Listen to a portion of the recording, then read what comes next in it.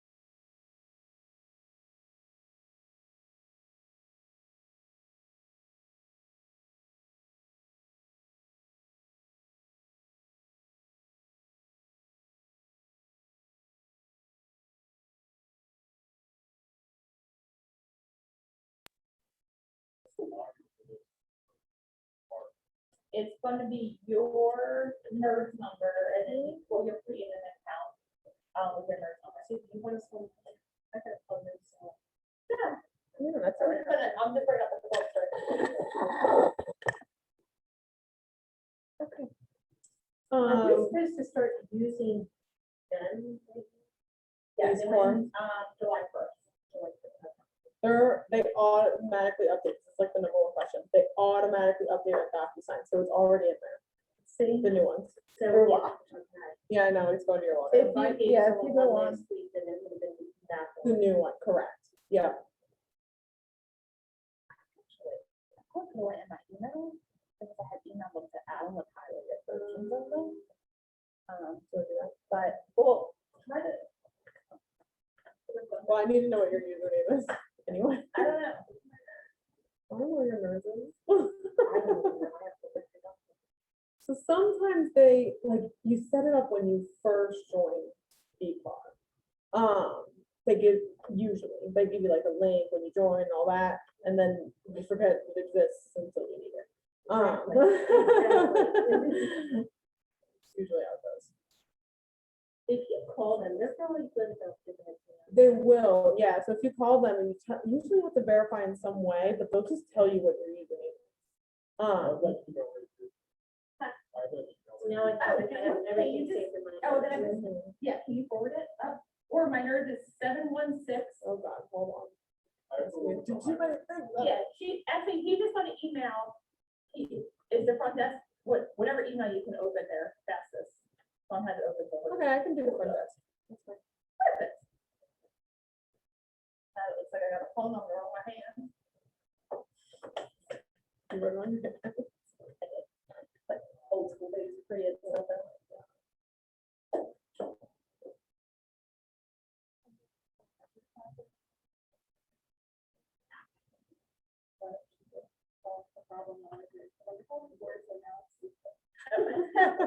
It's a pretty common.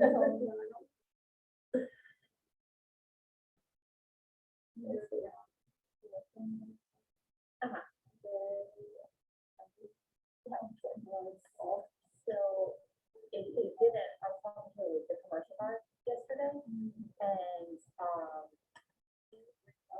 he has fires too. For that specifically? Yeah. Yeah. Okay.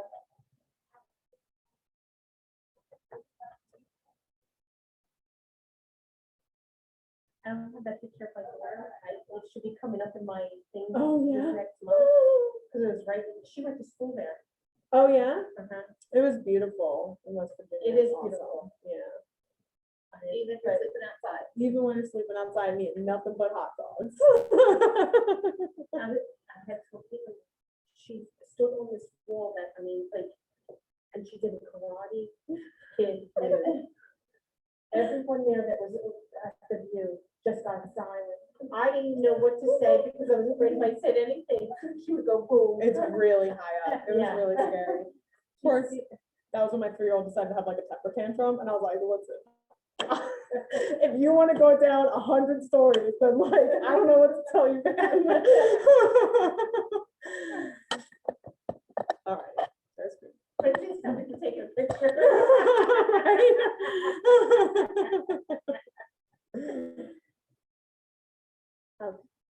All right, you choose whichever one you want to do first. They're both in that same. I'm gonna go for it. It's coming along way. That's Lorraine. Thanks. Hi, everybody at home. Can you guys hear me? Yeah, Hi, everybody, it's Buster. Do you guys have any questions, stop me at any time. I'm gonna kind of tilt a little bit so I can see the screen at the same time. So as of, that moves July 1st, there is, or there was changes in the appraisal form and the seller's disclosure and also the COVID form. So the COVID forms are still there. They are not necessary anymore. They're not required for anything. They were completely, they're still in the files. But you do not have to fill them out. You don't have to do anything with them as of July 1st, which was 15 days ago. So I'm a little behind on this. I was away, but I wanted to go through it. I know Adam sent out an email with notes that I sent him on it. So basically, I love this new appraisal form. It actually requires that you do the appraisal waiver, or it's the contingency. So they're both on the same forms, and they're trying to get around where this form actually stemmed from, was because so many people were writing their own little blurbs or writing their own addendums, waiving the appraisal or doing appraisal deficit or doing something along those lines. And a lot of things were getting out of hand with it. There was a lot of gray lines. They were not written by a par lawyer. So now we have this form, which I absolutely love. So the beginning of it, the appraisal value. So anything that is in red is something that is different that was not on the last form. So that is what the changes were. So they added on to the top here, not to be used with FHA or VA. They should have not been used with FHA or VA anyway, but now they're specifying that you cannot use this form. But it shouldn't have been for or used on that anyway. Who knows why? Why don't we use an appraisal form for FHA or VA? Well, it has to appraise, but how do we know that it has to appraise? Because it's written where? In the contract, on the agreement of sale, in that mortgage contingency. You will have that box under, not in the mortgage contingency, sorry. You'll have that VA FHA box. So if you check off that box, if you're FHA, you're automatically protected because that is a built-in appraisal. So this form is not used for FHA or VA financing. So the appraised value of the property must be equal to or higher than the purchase price, or, so this is where the minimum appraised value would be. So the purchase price is, if you leave it blank, it automatically defaults for the purchase price. So if it's blank, automatically assume it's the purchase price. And I'm going to come back with an example of that. And then it automatically, which is the same as the past appraisal contingency, is 30 days, if not specified, from the execution date. So you can change that, but it automatically dumps in 30 days if you leave it blank. So if you leave that top part blank completely, that is you implying that it needs to appraise for the purchase price within 30 days. It has to be, the buyer may obtain an appraiser from Pennsylvania certified appraiser, blah, blah, blah, blah. That is all the same from the last one. Obviously, if there's a lender involved, they're going to order the appraisal anyway. Your buyer doesn't have a say in it. So down here, my favorite part, so option one. So now your buyer, in addition to having to just sign the appraisal contingency addendum, they also have to elect which one they are doing. Are they waiving the appraisal, or are they having a contingency? So option one is exactly that. It is a contingency. So this means that if paragraph 1 is not acceptable, then the buyer has the right to terminate. So if the terms of paragraph 1 are satisfied, or if the appraisal is not completed within the contingency period, the buyer accepts the property and agrees to the terms of the release of the paragraph of the agreement of sale. So that means if it's not done within the 30 days, if it takes 35 days, then that means that this is, released. You're releasing this paragraph, this addendum to the agreement of sale. If the terms of paragraph 1 are not satisfied by the buyers, the buyer will deliver a copy of the appraisal report to the seller, and the buyer within the contingency period. So if your appraiser is coming out on day 26 and it takes 6 business days, you're going to be out of your contingency period by the time it comes back. So you need to get an extension at that point. So remember your dates. Everyone always forgets about the appraisal date.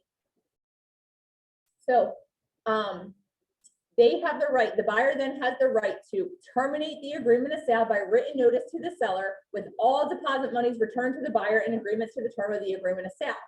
Or they can negotiate and enter into a mutually acceptable written agreement with the seller. So if the buyer does not terminate the agreement of sale or negotiate and enter into a written agreement, the seller within the contingency period, then the buyer waives that contingency. So if it comes back and the appraisal is short, so if you have 300,000 and it appraises for 297, and your buyer's thinking in their head on what they're going to do, and they're out of that contingency period, Or if you're in the middle of negotiations, but nothing is written and signed off on, and then day 31 comes, you automatically are implying that you are waiving it. So remember your dates, get everything in writing. So option 1 is exactly the appraisal contingency form from the last one. Nothing has changed in that paragraph. So if you want it to appraise and you need it to appraise, you need that appraisal contingency. This is where your buyers are going to initial. Option 2. So option 2, if the terms of the paragraph are satisfied or if the appraisal is not completed within the contingency period, the buyer accepts the property and agrees to the terms to release the paragraph. So that means, again, if they did not get it done in time, they can, they're waiving the appraisal at that point. But the buyer further agrees to complete settlement at the purchase price, by any of the following or a combination thereof, at the buyer's sole discretion. So they can either bring extra cash to the table. So again, if the purchase price was $300,000 and the appraisal came in at $295, that means the buyers are making up that amount in cash. Or they can adjust the loan amount stated in the mortgage or financing contingency paragraph. So that means if they don't have the cash, if they were putting 20% down, now maybe they're putting 15% down, whatever it may be. Or adjusting the loan to value ratio in the agreement of sale. So this means that they're willing to, adjust it. Again, that's with the ratios. So the buyer's election of any option above should prevail any terms of the mortgage or financing contingency period. So that means if they did this option, then they can, if you had the LTV, and this has been a big thing with people that are using the LTV instead of a mortgage contingency, instead of an appraisal contingency, they say, oh, 95%, that means if we're out of it, I can get out of it by the mortgage, by the LTV. That's a whole different ballpark and a different conversation for a different time. Not completely protecting your buyers. Small loophole, gray line, absolutely protect your buyers. But this paragraph changes. If the LTV needs to change, this is taking out whatever you had in that agreement of sale. This will prevail. So if the terms of paragraph 1 of this addendum are not satisfied, all terms of the mortgage and financing contingency of the paragraph should prevail. So this part down here is a waiver. So if your people want to waive the appraisal contingency, this is what they will initial. If it does not appraise, you cannot terminate by using the appraisal contingency. Part 1 is a contingency, option 2 is a waiver. And I'm going to try to get into my PAR again. And I actually have the guidelines that I'll show you guys. So the next question that I've been getting a lot of people asking are, well, what if my people are only willing to pay a deficit of 10,000, or my people are willing to pay a deficit of 20,000 or something like that? Then they will initial the contingency part, but let's use that same 300,000. If the purchase price is 300,000 and your people are willing to bring up to $20,000 cash to the table, then on this line, you would put 280,000. That means that it only needs to appraise $280,000 when your buyer is willing to do that extra $20,000 if needed. However, they may figure it out, but that's what that means right there. Any questions on this right now? I'm gonna try to log into my PAR. What's preferred? The just addendum stating that or this? They created this form to get people away from using addendum stating it. Does the lender see this? Yes, yes. But that doesn't mean that you're necessarily looking for a problem. That's not saying like they're willing to pay a deficit. That's just saying the buyers are still willing to pay it even if their appraisal comes in at this. It's almost pretty much the same thing. It's just wording it different, and it's protecting your buyers more, especially with that that waiver. If you get a waiver, they can't get out with an appraisal.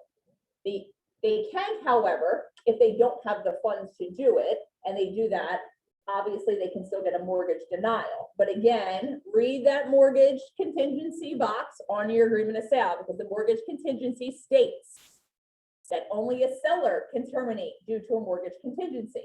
So it says the seller, until the seller terminates because of this paragraph, the buyer will put something good faith effort to obtain mortgage financing. So that means the seller could say like, oh, well, what if I have, try to use my lender, we'll get a new appraisal. The buyer has to continue to do good faith effort until the seller terminates. If you read that box over and over under the mortgage contingency, only the seller can terminate. Most people, if there's a denial, the seller just wants to get it back on the market and they're going to terminate and there's not an issue. But there's all different types of people in the world, guys. Hold on, I have. Is this gonna be required to be attached to the research since it has labor and? So it doesn't necessarily say that it is required yet, but I think you're leaving them open. There's nothing implied one way or another. Can you use the mortgage contingency? You can try. You can hope to hell that you have an agent on the other side that doesn't know the full agreement of sale, that doesn't know that the buyer can't terminate and just going to sign off on it. But you can also have an agent that knows the agreement of sale inside and out, and will say, well, we have to wait till my seller wants to terminate. Most sellers do not want to hold a sale up. They want to get to the table, so they're going to terminate. But what if you have that one that doesn't care and wants to try to figure it out one way or another? So I'm going to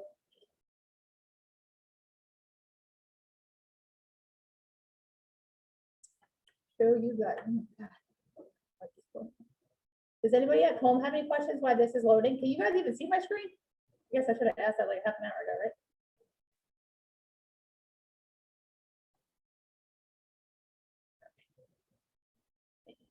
Do you think this is gonna make the listing agents kind of really looking for the buyers that are going Yes, out there? yes. I mean, I came up and I didn't even have this kind of situation where we had to worry about the person. Just waiving the appraisal, but conventional loan, she's looking at my client's ratio. I mean, she was actually, she talked to my lender, talked to him. Everything was still spot on. I'm just wondering if there's more like. I don't think it's going to make people necessarily more like her. I mean, I'm going to be honest. If I have 5 offers, I talk to every single lender and I'm going to sit there and do that the income ratios too, because if you're at 49% and I know you're one credit card swipe away from being able to purchase this house, I'm not going to set my seller up for that. So I don't necessarily think it's going to make it even more. But I think what it's going to do is those people that are not putting the appraisal contingency in, thinking like, oh, we're just not going to put it in, and that's going to make us, because they're going to think we're waiving the appraisal and stuff like that. It's going to make it, okay, well, you don't have an appraisal waiver. Does that mean you're waiving it? If so, send me over a waiver. Just protecting their sellers more, I guess. And that's just my opinion. I have lots of them. So the minimum appraised value, so this is the one that we just talked about, the appraised value, same thing as the last one. So I'm trying to get here. So here, paragraph 2, electing or waiving a contingency. So there are 2 options for how the parties will handle the appraisal report. The first contingency style, the first is a typical contingency style option, and the second is really more of a waiver. So whether the buyer can signal willingness to move forward in some way, blah, blah, blah. But the buyers must select one of the options below in order for the form to have any meaning after the appraisal is completed. So option 1, the contingency. This is what we just talked about. So if the buyer fails to complete, blah, blah, blah, blah, we went through all of that. Trying to get to the part. So here you go. So option 2 is not a traditional contingency in that the buyer is not reserving their right to terminate and is not anticipating any further negotiations. So for option 2, the buyer who wants to know the value of the property, but then also wants to signal signal the sellers that their willingness to move forward, whether the house appraises or not. So that is all of those little waivers that everybody has been writing in their agreement of sales. It is done for you now. If you guys, everybody has access to PAR. I don't know if you guys know, anytime you have a questions with a form, if you go on to PAR, most of them have guidelines on how to fill them out. Read them. I have them in my office. If you guys ever come in my office, I have a big red binder that has all the contracts in there and all of the explanations on how a form should be filled out and any explanation. I will say I do study these contracts inside and out. So if you have questions, please come to me and ask. But Hey, Heather, it's John Iannarelli. Can I ask a quick question? sure. So is it safe to say then that there's always going to be this appraisal contingency document attached to the agreement of sale? Because it sounds like whether you're waiving the appraisal contingency or you're saying there is one, and if so, it's based on these guidelines, that document has to be in there. Am I understanding it correctly? Yes, so that is the purpose behind it. So I talked to Par Legal Hotline about a week before this came out and to get full understanding about what was coming out. That is their purpose behind doing this form, is so everyone should have it if you're conventional and you're specifying whether you're waiving or whether you're electing the contingency period. And how that came about is because a lot of people are either not bringing attention to the appraisal at all, they're not putting an appraisal contingency, basically trying to be slick, saying, well, if it doesn't appraise, I didn't have anything in there. It's kind of like an unsaid path that agents are trying to take. So they're trying to get away from that on having that gray area. So it's cut dry. They would like to see it on everyone, but nowhere in it does it say it's mandatory to attach. But again, I said, as a listing agent, if it's conventional, I want to see it. Are you elected or are you waiving? I don't care if you're trying to use the LTV. I want this form signed one way or another. I want it either elected or waived. So I don't have that gray area. And I always tell everybody that are in my classes, there's never a problem until there's a problem. So try to protect your buyers as much as you can, or if you're on the listing side, protect your sellers. Try not to leave any gray areas. Use the form. That's literally what they want you to do, is to make it clear, black or white, nothing in the middle where, oh, well, we meant it this way or we meant it that way. This is what it is. You're either waiving and your buyers are going to figure it out, or you're keeping the contingency, but you can still put that deficit in there. Right, but it's almost like not requiring that this form be attached is almost like working against what they're trying to solve. Like they're trying to solve people saying, hey, I don't have an appraisal contingency, so my offer is better than one that does. And then, they use the back end But it's out. not mandatory yet. Yes. Right, but so now we got the form to clarify it, but if the form isn't mandatory, then like if I'm representing a buyer, I don't know if I necessarily want to put that attachment there if I don't have to, if it's going to be So what perceived. would your reason about not protecting your buyer? Because if it doesn't appraise, your buyer's deposit is on the line. So why wouldn't you use it to protect your buyer? Well, because if I'm the only one using that form and I'm in like a multiple offer situation and there's 3 other offers on the table that don't have that form, and I'm dealing with an inexperienced listing agent that can't articulate, what it is and what it isn't, to their seller, then if they just say, hey, this one has an appraisal contingency, these 3 don't, then I'm inadvertently at a deficit right from the jump. You follow me? Yes, but now say you don't write an appraisal waiver, or you don't have an appraisal contingency, you did not attach this form, and the house doesn't appraise, and your buyer says, well, I don't want to buy it, and the agent says, well, you didn't have an appraisal contingency. You can't back out, we're keeping your deposit. How are you protecting your buyer then? I'm a big believer, and again, anybody can run their business how they want. I'm a big believer in educating my buyers on the potential risk, even if it's a small 0.5% that can potentially happen to them. And if the house is meant to be, it's going to be. I don't want them to get on the house and then all of a sudden they're losing their deposit on something that I could have protected them over. Right. Yeah, no, I'm in agreement with you. I'm kind of playing devil's advocate because I'm like, okay, it sounds like the association was trying to bring clarity to this issue. But But it should have been forced.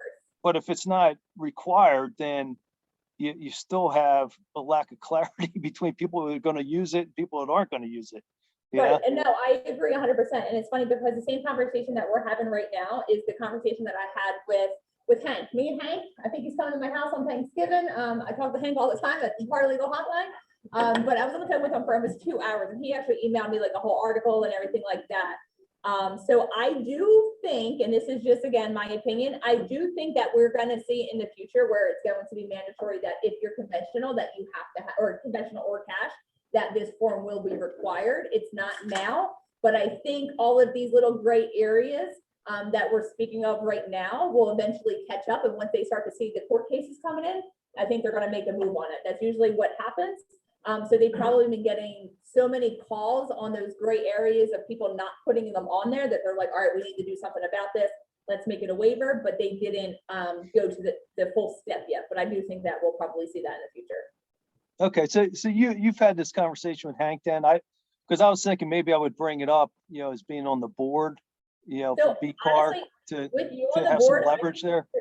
absolutely bring it up because I do think it is something that maybe should be a mandatory thing. And maybe if they have enough people talking about it, I mean, Hank, he's just, he's Hank.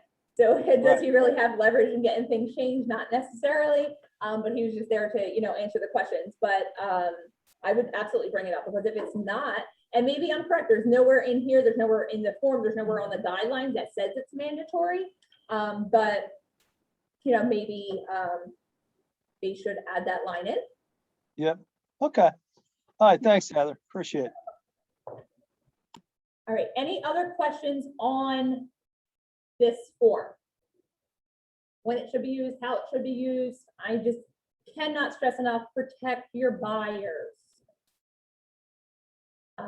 So the other one is the seller's disclosure. So has anybody had the pleasure yet of reading this new seller's disclosure? It is, yes. So yeah, it is an extra page. So again, everything that is in red is something that is added or new to the seller's disclosure. So there is no guidelines on this one. So you're going to get all of my little Heatherisms on it. So one of the big changes, so some of the changes that they did in it, and I was cracking up as I read it, were literally grammar errors. And I didn't realize that they were grammar errors until I went back and read the other one. And everywhere that you'll see it, they now have to capitalize property and stuff like that. So some of them are really stupid changes, but they're changes there. Now, if you read back the other one, you're like, oh, I never even realized this before. So now that it's stating that, the property disclosure is designed to assist the seller in complying with disclosure requirements and to assist the buyer in evaluating the property being considered. So that was never in there before. And then neither this statement nor the basic disclosure forms limits the seller's obligation to disclose a material defect. So that's basically saying, even if it's not on this form where they need to fill it out, it does not, release their obligation from having to disclose. Pennsylvania is the full disclosure state.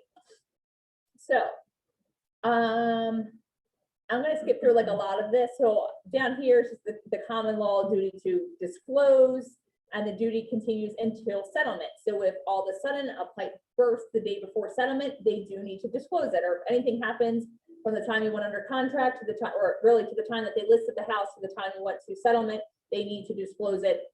It was always said before, it was always known, but now it's just in writing. So it does give the exceptions. There's nothing changed in the exceptions. If it's in blue, it just means it was there before. It has just been moved on where it was on the form prior. Why is it not moving? Anybody know how to help me? Hold on, I think that's just gonna make it bigger. Let's just oh. No, sir. All right, so we're just gonna try this one. All right, here we go. Okay. So at the top of it, it gives instructions on what they should do. So if you've been in the business a little bit, or even if you're new, I'm sure you have seen it, especially in this market, sellers automatically think the seller's market, I'm gonna put minimal information. It's basically telling them that if it does not apply make sure they check off unknown or NA, check unknown when the question does not apply for the property. All questions must be answered. So in the past, that has always just kind of been like implied, but now they have it at the top of the form, so your buyers or your sellers know that it all needs to be answered. So again, really the only changes up here is that the property is now capitalized. So now down here, you have to add in how many people are living in the house, not just when was the property occupied, how many people. And then down here, it's just now there is a number 4, and then that blue used to be number 3, and it has moved down. Who is filling it out? So again, they just changed this around. So it used to say the owner, executor, and then there was another one that said administrator. They have now just put them on the same line. When was the property acquired?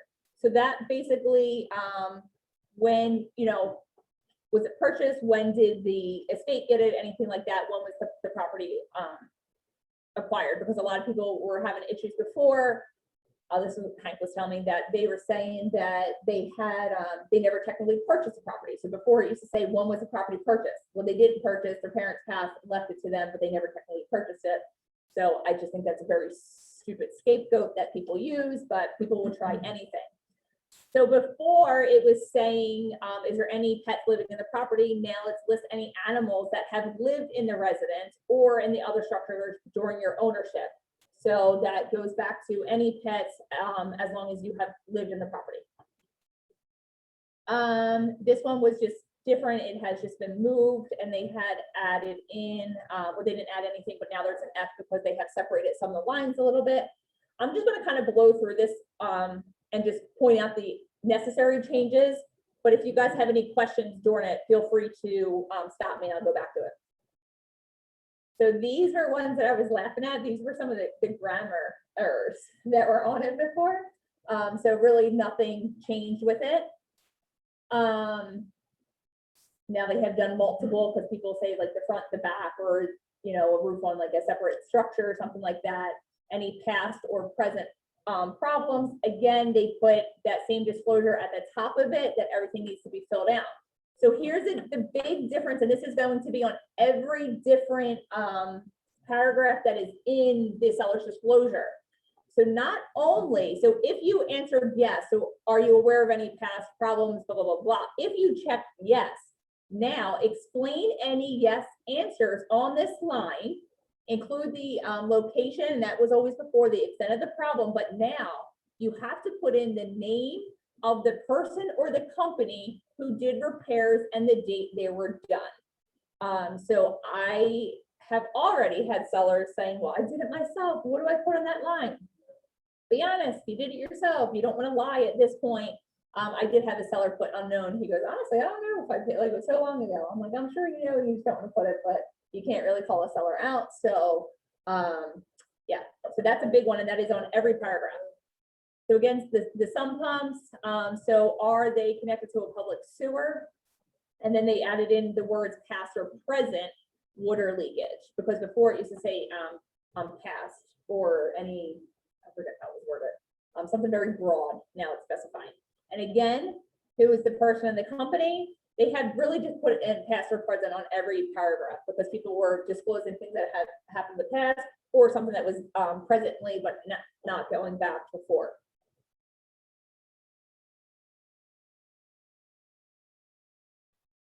So now it is saying, do you have for the stucco part of it?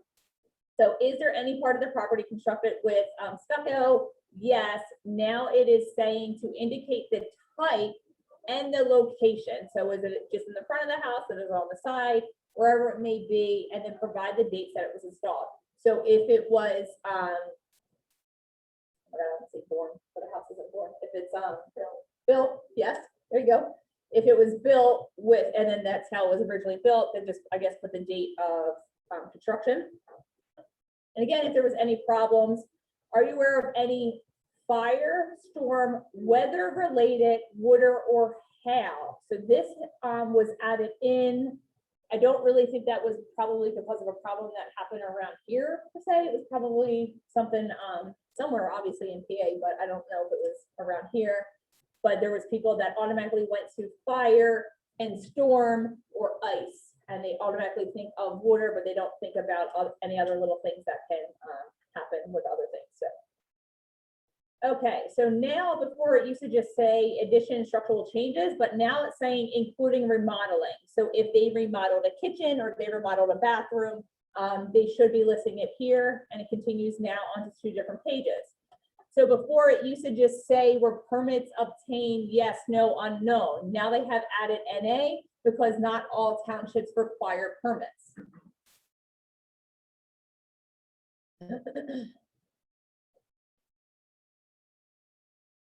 So here they're just adding in another line for people to explain that really, we don't really have agricultural review control around here. Okay, and then on this one, they have just added a line, other for water, or if no water service, explain. And then they have add this. So this is another big change on where they have done it. So when was the water supply last tested?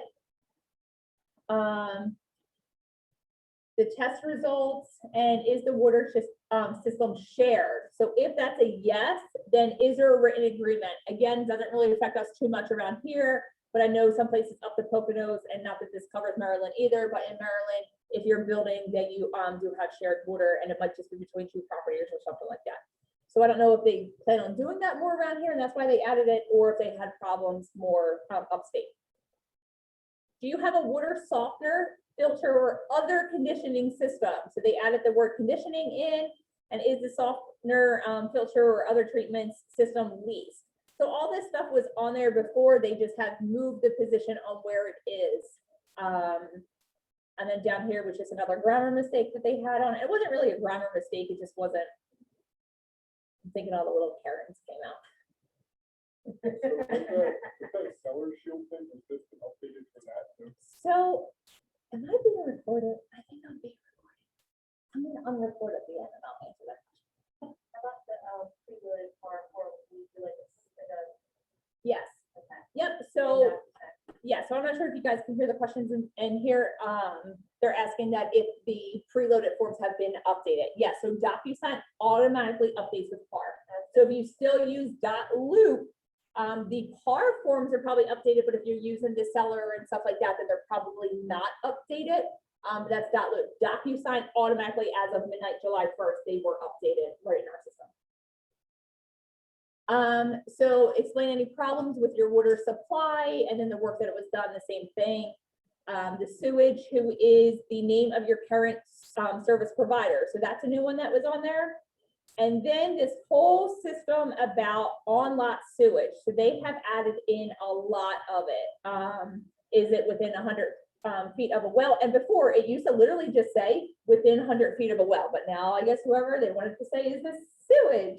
It's stupid, but it's there. I appreciate this. I like it more detailed too. I think it leaves out more like, what was I talking about here? People are like, oh, I didn't know it was a thing. Like, yeah, really. Yeah. Like, well, it's supposed like, it's very confusing for us. Yes, it's the city same. and- Yes. So this was a different one. Does your sewage system include a septic tank? Or is it a drain field? Or is there a sand mound? So before it just used to say septic, now you have to specify really what it is. Is it shared?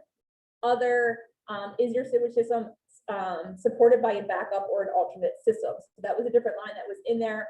So this is a big one that's out, and if you have sold with septic before, the buyers always want to know, when was the last time it was pumped, when was the last time it was serviced, or something like that. So now it asks, when were the tanks last pumped and by who? By whom? Whom, sorry. It should, I have a teacher in the room, it should say whom, and it does say whom. And I'll email. I know, my- grammar if it's wrong. My Philly side's coming out. I was like, whoo. No, you said they did a lot of grammar fixes. They did. But it was funny because I was reading it back then, and I'm like, who the hell picked up on this? And by whom? And by whom? Okay, Yeah, so gotcha. if yes, so again, where are they located? Is there abandoned tanks? So again, these were on it before, they just have moved down, talk about the property. So how often is the on-lot sewage system service? So these were just in a different paragraph before, and now it does state again, by whom?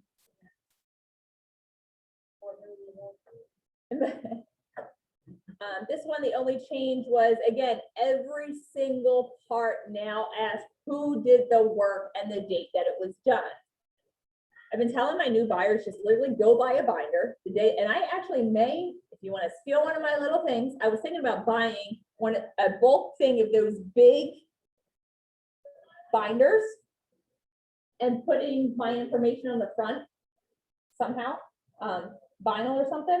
And then at settlement, giving it to them so they can keep any work that they have done to the house automatically. So they have that binder when they go to sell. And then when they go to sell, when they pull that out, it has your information on the front. Not that you shouldn't be doing your D2 system and reaching out to them anyway, but it's just another touch to have that binder there. So if you want to steal it, go for it. But So you're giving that to the buyer. I was gonna give to the buyers at settlement, because eventually they're gonna sell it, so this way, if they have a roof around, it automatically goes into that binder. If they have, you know, a plumber around, it automatically goes to this binder, so they know exactly what the dates are and who it was. So when they go to fill it out, or when they go to sell the house, they can literally just hand it to the buyers, but it'll have my information all over the front of the binder. I like when someone's careful about. Oh, me too, I love it, I love it. Mine's crazy, I do have it where my binder is, I don't know, my husband was like crazy with like everything, he never, like, he keeps everything. And he keeps it away from the sector, okay, now, that's all I'm gonna say. Okay, so again, past or present problems, the propane. So before it used to just say at the bottom of it is anything leased. Now it's specifying. So the propane is the tank owned by the seller. The solar system, so they added the solar in. Is it owned by the sellers again? So now it used to just say how many water heaters. Now it says how many water heaters are there? And then it says, are they tanks or are they tankless? So that was never mentioned on it before.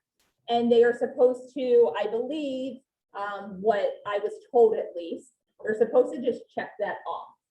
So I had my past seller, they had a tankless and I had the initial next to it. I guess you can probably do it however you want. It doesn't specify and there's no guidelines on it, but I guess as long as one is checked, if they have one or the other, I'll just make sure. And then just moves down, when were they installed? None of that was changed. It has just been moved down in the numbers. So again, for the heating system, so this was talking about the water heater. So now if your heating system is propane, is it owned by the sellers? The solar shingles or panels, or are they owned by the seller? And then down here, the system types, it goes in, they have now added in radiant ceilings. I didn't even know that was a thing, but I would love that in my house because I'm always cold. So, and then the radiant, before it used to just say radiant, now they have added the word flooring in and have added the ceiling. So if you find one, I would love to see one. It has added in pellet stoves. And then it has also asked about, do you have the wall mount split system? So if you guys don't know what they are, some people call them European. They kind of, you see them in hotels. They go on the wall and you can turn it with a remote. And there's the white AC. Yeah, they're like white AC units that go on and they have like a one like little like compressor thing outside. Yeah, so a lot of people are adding them now if they didn't have central air. So they were never mentioned before on seller's disclosures. Now they are. So if multiple systems provide locations, so you can have, you'll see them a lot nowadays in additions. So people will have the whole house, maybe central air and central heat, but then the addition may be one of those units. They're called split systems, yeah. Yeah, you see them a lot in basements too, and they can be heat or AC, or they can be one or the other. So is that gonna be put on the MLS now, you know, like how they have central air? No, Bright, probably not, but maybe. I mean, I'm sure it'll take Bright time to catch up to this, because it does just say central air. I think there's something that indicates on there though. I'll have to double check. I think it does. No, well, well, the wall units are technically units that you can like pull out. Yeah, because these split units, yeah, so the wall, these units actually run to the outside and they have like a AC. One of my best friends, they kind of put in their house.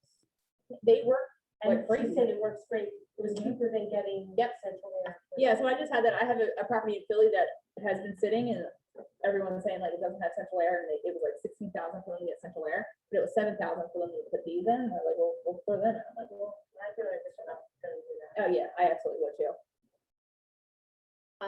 So, status, are there any areas in the house not heated? That was on there before, so is any part of the heating system subject to a lease, financing, or other agreement? So that has been added on, and, I don't even know what that possibility would be, but clearly there was one for it to be added on. And I laugh at some of these changes that are on there, because I'm like, how could that ever been a problem? But I guess when, you know, if you buy an iron, it says do not lift the iron, so someone clearly had to do it at some point in their life for that warning to be on there, so all of this was an issue at some point. Air conditioning system, it literally just repeats the heater, when was each system or zone installed. So before it used to just say when was the heating system installed, but now people have multiple units and they want to know, and because they can fail at different times. If there's wall units, how many and what are the locations? Same thing for the wall mounted split units they have added in there. And then are there any areas in the house not air conditioning?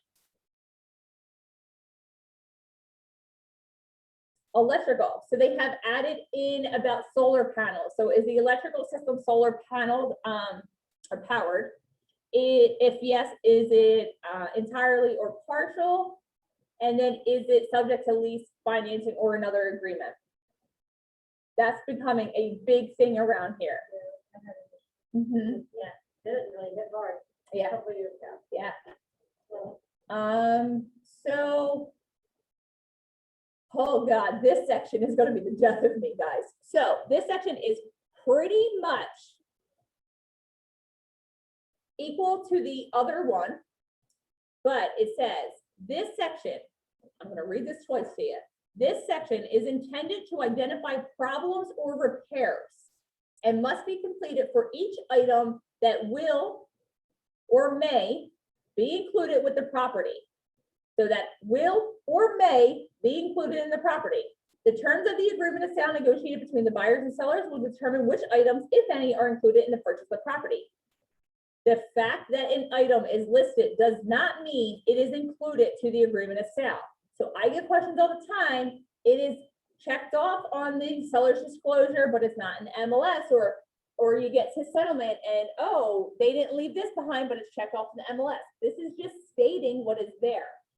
But it's intended to identify problems. So is there a problem with that? Yes, no, and A. And then if it's yes, you are to explain what the problem is. So that does not mean refrigerator, washer, and dryer, check it off. Yes, yes, yes, yes, yes. If you put no, it just means that there's no problems with it. Okay, I said I was gonna read it again, but I lied. So if you don't understand it, let me know. Welcome to Coaching with Heather. So this whole section is completely new on the pools, spas, and hot tubs. Is there a swimming pool on the property? Is it above ground, in ground? Chlorine or salt water? Is it heated? What is the what is the heat source? Is it vinyl line, fiberglass, or concrete line? What's the depth of the swimming pool? Any problems with the swimming pool? Are they aware of any problems with the swimming pool equipment? Is there a spa or hot tub on the property? Are you aware of any problems with that or the equipment? So just side note, hot tubs can be removed. So just because you see a hot tub in a property does not mean it's automatically included. Make sure that you're going to specify and put it in the agreement if your client wants it, or if you're the seller and they intend on taking it with them, make sure you put it in the exclusions. Again, it can be an argument.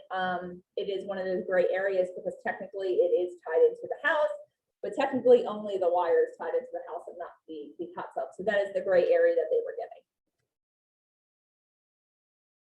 So now, they have added in section about the windows. So have any of the windows or skylights have been replaced? I actually love this section. And are you aware of any problems with the windows or the skylights? And then again, it asks for the name of the company who did the work. So this has really just come down. This was somewhere on the agreement before, or on the disclosure before. Now it's just in a different spot.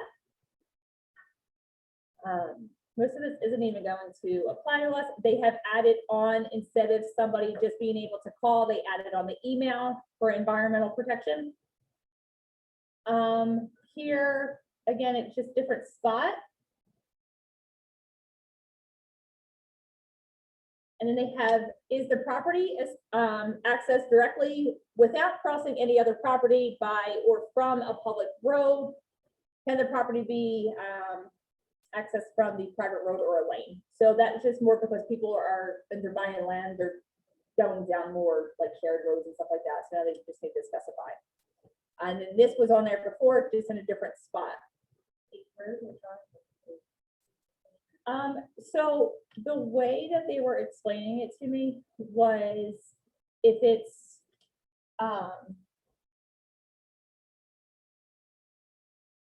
access from like a public road, so like, are you coming off, the way I took it is like, are you turning right off of like Roosevelt Boulevard without having to turn onto like, directly, like, are you guys familiar with Philly?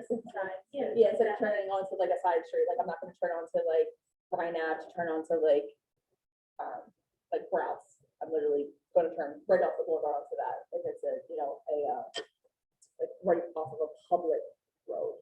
Which most of them are like the house, without having to cross an access road. Because if it's literally right on the road, we don't see it a lot around here, but I think out or upstate, you get a lot that are on the highway.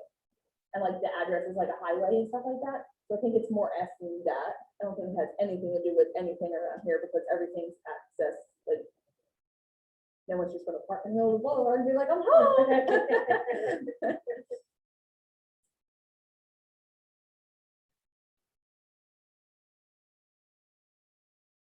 The next change were, so if yes, provide test results for radon. So the radon asked before if there was any test, now they're asking you to put the results in.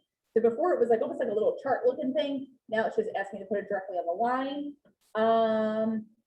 If the property was constructed before 1978, you must disclose on a separate disclosure form. So that is your lead-based paint disclosure form. So you still need both. And then tanks. Are you aware of any underground tanks that have been removed or filled? So before it was just, are you aware of any tanks? People were putting no if they had them removed. Now they're asking you where they were. Has any portion of the property been used for waste or refuse disposal or storage? Are you aware of any past or present hazardous substances on the property, structure, or the soil? If yes, have you received written notice regarding such concerns? Then down here, it is stating now you have to include the test results and the location of the hazardous substances and the environmental issues, if any. This, they're just being more specific. Deed restrictions or deed are restrictive covenants. So before it might have been restricted, but it might have been a rule or something like that. So now they're just making it more of a broad statement. So are you aware, for any reason, including a defect in title or contractual obligation, such as an option or right of refusal? So that has changed. Is there someone that has first right of refusal to buy? And sometimes that can be a homeowners association. So it's not necessarily always another person. It can be an HOA. Are you aware of any insurance claims filed relating to the property during your ownership? They literally only added in during your ownership. I thought that was always implied. Clearly it needs to be specified. Okay, so this was not changed, but now they have bolded this. And a lot of people do not understand this. And I've been seeing it, especially in this market, more and more of people not making changes after an inspection report. So I get this question all the time. If my seller has or if we go under contract, the buyer does an inspection, the agent sends me over the inspection report and they terminate, am I obligated to disclose that inspection report? Yes. So it has always been on the inspection report, but it was never bolded before. And now it actually adds in the word report. So after completing this form, if the seller becomes aware of additional information about the property, including through inspection reports from a buyer. The seller must update the seller's property disclosure and or attach the inspection report.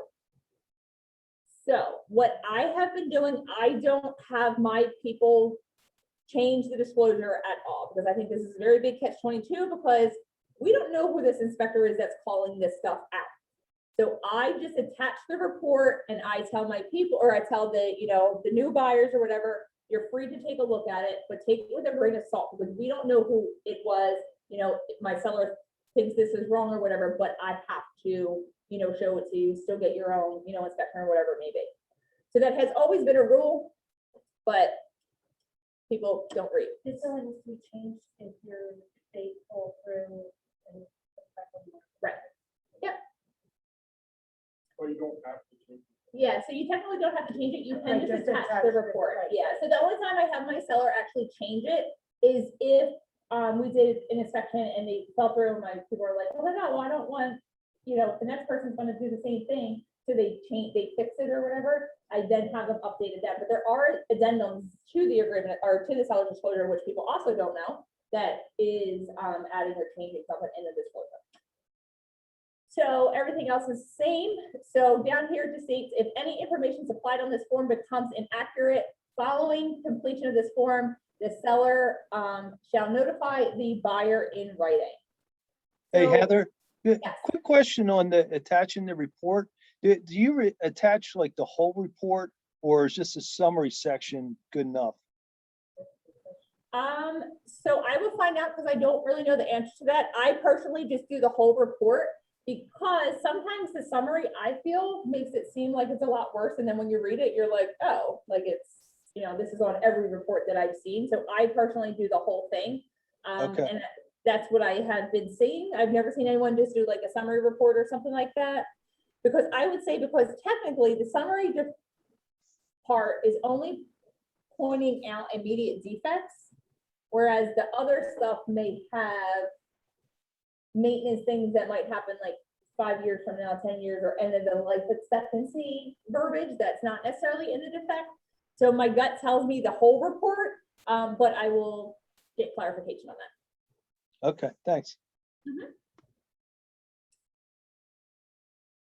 Any questions?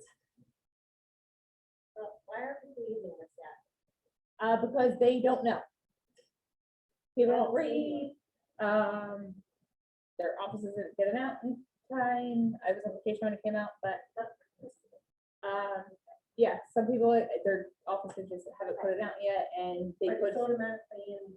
when you go up to in DocuSign. DocuSign, but not all offices use DocuSign.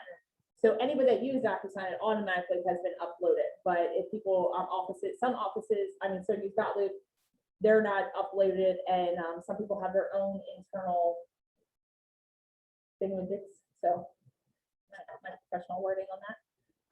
So I am going to, Does anyone have a case if they don't use this? the new one.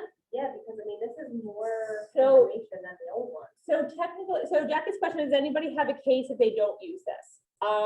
Technically, no. So even in any disclosure form, the seller's disclosure form in Pennsylvania does not have, that form does not have to be filled out. Pennsylvania is just a disclosure state. So you can, any type of disclosure is any type of disclosure. Are they leaving themselves liable? Yes, but they're not required to use this form. They're only required to disclose, however it may be. And you can Google different disclosure forms, and there's a ton of different disclosure forms. So Pennsylvania does not require us to use this specific form, but it does require us to disclose. So it's kind of a catch-22. This has so much more information. So I do think, if you're not using it, you are leaving your sellers open for liability, because it could have been like that they weren't necessarily hiding something, but because it wasn't brought to their attention, they didn't disclose it. So I would say the more information, the better on that angle. Was I really not recording that? Okay. So